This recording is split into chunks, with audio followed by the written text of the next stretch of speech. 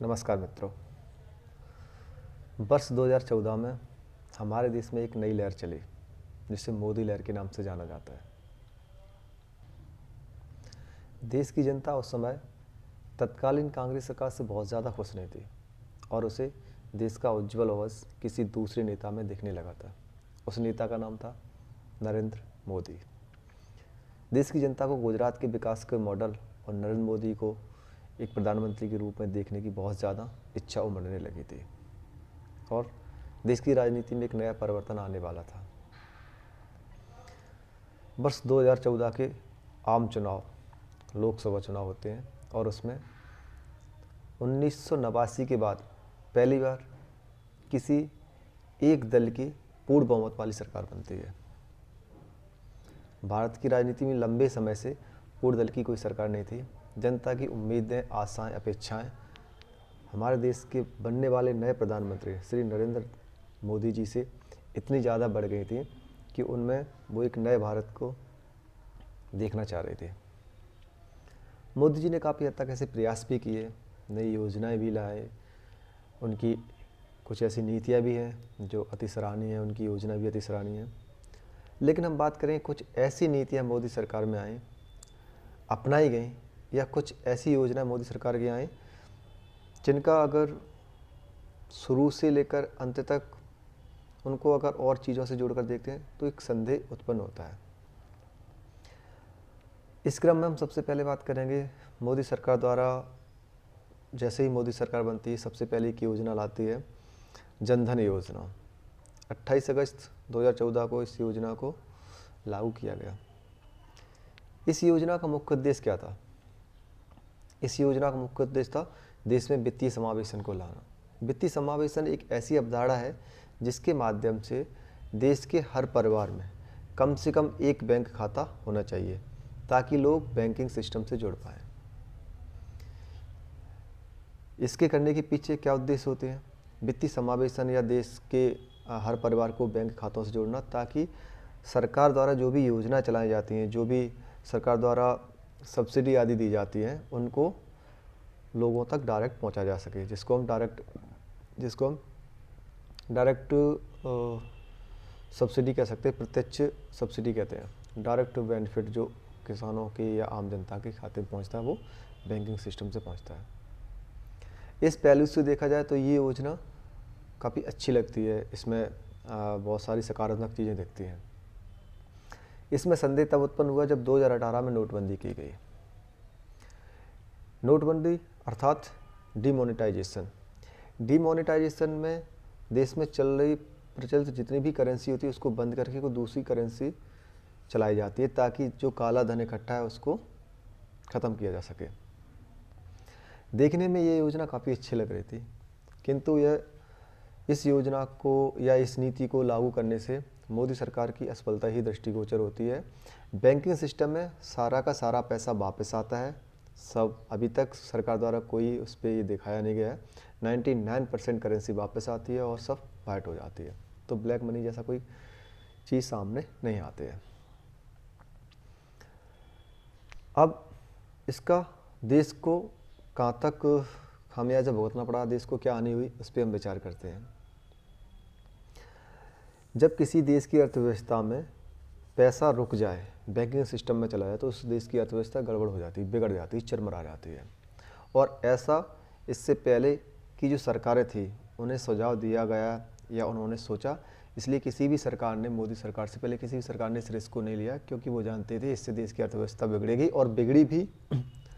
इसलिए इसको एक कहा जा सकता है, क्या कोई इसमें राजनीतिक चीज़ें थी या किसी वर्ग विशेष को फ़ायदा पहुंचाना था, ये चीज़ संदेह की दृष्टि में आती है। वित्तीय समावेशन के साथ साथ में ही जोड़कर देखेंगे मोदी सरकार की विनिवेश की नीति को।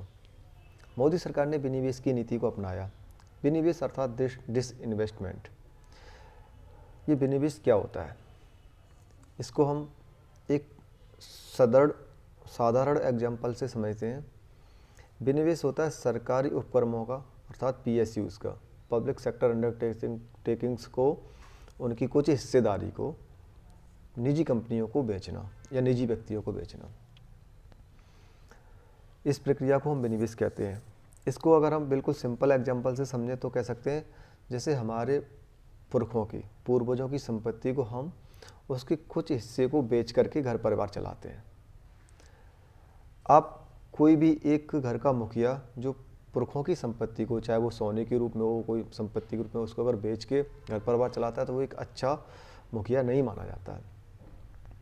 उसे ज़रूरी है जो संपत्ति है, जो पुरखों की संपत्ति है, ज़मीन है, जिससे जो उत्पादन हो रहा है, या कोई दूसरे प्रकार की संपत्ति है, महल, भवन, मकान आदि, गाड़ी या ट्रैक्टर है, ट्रक, बस जो भी है, उनसे जो इनकम हो रही है उससे घर परिवार चलाना। यदि पुरानी संपत्ति रखी हुई है उसको बेच करके घर परिवार चलाना तो एक अच्छी चीज़ नहीं मानी जा सकती है। इस प्रकार से देखा जाए तो इस दृष्टि से भी ये नीति नकारात्मक लगती है मोदी सरकार की। इसके बाद एक और नीति होती है जिसे हम बोलते हैं निजीकरण को बढ़ावा देना। उसमें एक योजना लागू की गई मोदी सरकार द्वारा जिसे नाम दिया गया एक धरोहर गोद लो। एक धरोहर गोद लो योजना में जैसे हमारे राष्ट्रीय स्मारक हैं, हमारे राष्ट्रीय धरोहर स्थल हैं, उनको किसी निजी कंपनी या निजी व्यक्ति के हाथों में कुछ समय के लिए एक अनुबंध करके किराए पे दिया जाता है।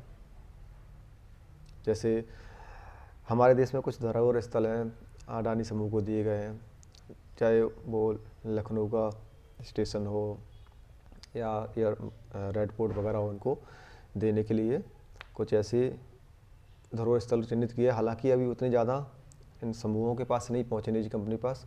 इसको देखना ये होगा कि यदि कोई भी राष्ट्रीय स्मारक है या कोई स्थल है उस पर किसी प्राइवेट कंपनी का नाम लिख जाना, फिर उसके द्वारा उसको रेगुलेट करना सही है, या फिर उसको एक राष्ट्रीय चिन्ह के द्वारा, राष्ट्रीय स्मारक द्वारा या राष्ट्रीय कार्य प्रणाली के द्वारा एक पर्यटन की दृष्टि से या देश की जो राष्ट्रीय धरोहर हैं उनको दुनिया की नज़र से देखने से वो प्राइवेट करना ठीक होगा या फिर उसको राष्ट्रीय स्तर का ही बना रहना सही होगा, इसका निर्णय आप लोग स्वयं करें। इसी क्रम में हम आगे बात करेंगे। एक मोदी सरकार ने एक योजना लाई जो काफ़ी महत्वाकांक्षी योजना बताते हैं मोदी सरकार, और उसको गरीब महिलाओं का दिल जीतने की वाली योजना बताते हैं, उज्ज्वला योजना। 1 मई 2016 को लागू की गई इस योजना में गरीब महिलाओं को गैस सिलेंडर मुफ्त में देने का प्रावधान किया गया था। और इसके पीछे मोदी जी ने मंशा जाहिर की थी कि गरीब जो माताएं होती हैं, खाना बनाती हैं तो उन्हें धुआं से प्रदूषण होता है, उससे बीमारी होती हैं। काफ़ी अच्छे तर्क दिए थे, सराहनीय तर्क भी थे, कुछ सही थे, कुछ राजनीतिक मुद्दे होते हैं उनको जोड़ दिया जाता है पार्टी में, वो कोई इतनी बड़ी बात नहीं होती है। इस पे देखते हैं तो एक चीज़ सामने आती है कि जो गरीबों को दिए गए सिलेंडर, सबसे पहली बात तो इसका इम्प्लीमेंटेशन इतनी अच्छे से नहीं हो पाया कि हमारे पूरे देश में ये पूरा मुफ्त मिल पाया हो।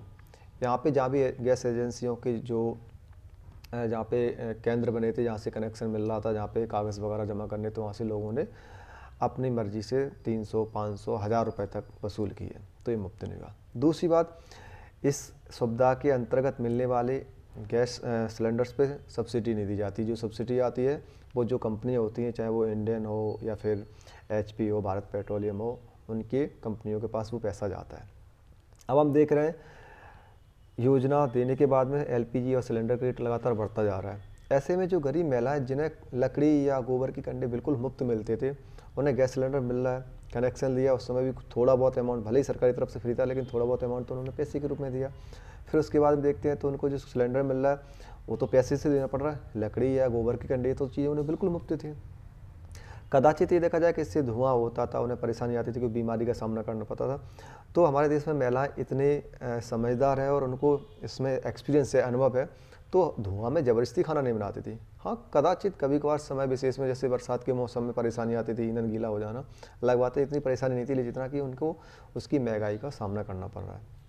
कह सकते हैं कुल मिला के जो भी एडजस्ट कर रहे हैं, लेकिन इसका इम्प्लीमेंटेशन उतनी अच्छी तरह से नहीं हो पाया जितना कि इसका उद्देश्य था या जितना होना चाहिए था, जितना इसको अच्छा बनाया जा सकता था। ऐसी कुछ योजनाएं हैं जो संदेह उत्पन्न करती हैं, और उनमें सबसे अभी जो वर्तमान में चल रही है, नए जो कृषि कानून आए हैं 3, उनको लेकर के ये सबसे ज़्यादा विवादास्पद मुद्दा चल रहा है वर्तमान में। इस पर भी हम थोड़ा बात करना चाहेंगे कि इसमें संदेह क्यों उत्पन्न होता है और कैसे उत्पन्न होता है। नए कृषि कानूनों में कुछ प्रावधान को हम पहले डिस्कस कर चुके हैं, हम थोड़ा सा फिर शॉर्ट में बताएंगे कि इसमें कुछ हर कानून की एक मुख्य बातें लेते हैं, जैसे कि किसान किसी भी पूरे देश में कहीं भी अपना कृषि उपज को बेच सकता है। दूसरा, वो किसी भी कॉन्ट्रैक्ट फार्मिंग वाला कंसेप्ट है कि कॉन्ट्रैक्ट करके किसी निजी कंपनी से, निजी व्यक्ति से वही फसल को उगाएगा, जिससे उसका कॉन्ट्रैक्ट होगा कि वो कोई निजी व्यक्ति या निजी फार्म उसको इस प्राइस में, इस रेट में उसकी फसल को लेगा, तो ठीक है। इसमें किया गया कि यहाँ पे जो व्यापारी होंगे, जो फसल को कृषि फसल उपज को खरीदेंगे, वो उसको स्टॉक कर सकेंगे और उसको रख सकते हैं। सरकार तब नियम नहीं बना सकती, उनको रोक नहीं सकती जब तक कि कुछ विशेष परिस्थितियाँ नहीं हों, जैसे काल हो जाए, कोई युद्ध हो जाए या असामान्य वृद्धि हो, इस टाइप की चीज़ें। अदरवाइज निजी व्यापारी उसका भंडारण कर सकते हैं। ऐसे में ज़रूरी ये होता है कि जब निजी व्यापारी किसानों से खरीद लेंगे और वो उसका भंडारण करेंगे तो उसकी रेट में वृद्धि ज़्यादा होगी। और आखिरकार कोई भी किसान उत्पादन करता है तो उसको खुद भी तो खाना होता है, बाज़ार से चीज़ें खरीदनी होती हैं, तो उसे भी महंगे होकर भी मिलेंगे।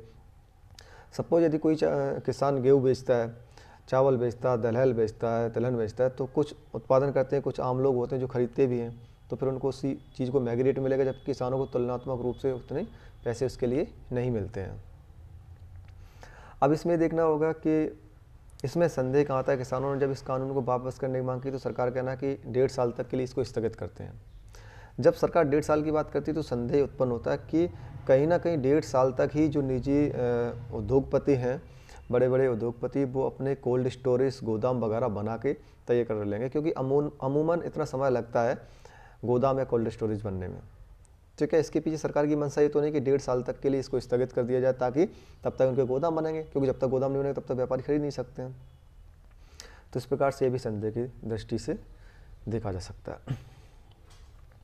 अंत में हम बात करेंगे कि मोदी सरकार की लगभग 6.5 साल की, और जून में 7 साल हो जाएंगे मोदी सरकार को, उसकी योजनाएं, उसकी नीति, उसकी क्रियाकलाप कितने सही कितने गलत हैं, इन सब का निर्णय तो एक लोकतंत्र है, तो लोकतंत्र में जनता देती है समय पे। फिर सरकारें यहाँ पे अपनी योजनाओं को लागू कर सकती हैं, अपनी नीतियों को लागू कर सकती हैं, जनता के सामने रख सकती हैं, लेकिन उस पर पूर्ण नियंत्रण हमेशा के लिए नहीं कर सकती। कुछ समय के लिए परिवर्तन होते हैं, हम सब जानते हैं, और परिवर्तन जीवन का एक नियम है, ये तो सार्वभौमिक सत्य से सब जानते हैं। कोई भी सरकार यदि लोकतंत्र में जनता के हित के लिए काम नहीं कर सकती, कल्याणकारी अवधारणा को लेकर नहीं चल सकती है, तो वो ज़्यादा दिनों तक चल भी नहीं सकती है, टिक भी नहीं सकती है।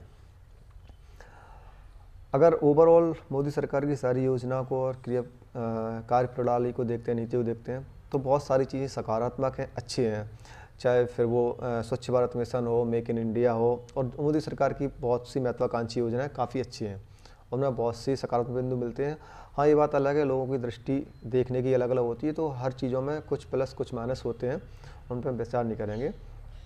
एक वर्तमान जो सरकार एक जिम्मेदार नागरिक होने के नाते, या जो जितना मैं अपने अनुभव से, अपने ज्ञान से समझता हूँ, उसमें यह कि सरकार को ये चाहिए कोई भी योजना लागू करें तो जो हमारे संविधान के मौलिक सिद्धांत हैं, जो हमारे संविधान के नीति निर्देशक तत्व हैं, जिनमें एक कल्याणकारी राज्य की अवधारणा की बात की गई है, तो उसको नज़रअंदाज नहीं करना चाहिए। यदि किसान किसी आंदोलन पे लेकर द्वंद्व की स्थिति में है, किसी कानून को लेकर के, और वो आंदोलन कर रहे हैं, तो उसको सरकार की जिम्मेदारी बनती है कि जिसके लिए कानून बनाया गया उसको उस द्वंद्व से, उस संदेह से उसको मुक्त किया जाए, उसे एक ऐसी व्यवस्था दी जाए या उसके सामने ऐसे विकल्प रखे जाएं कि ताकि वो सरकार से संतुष्ट हो सके।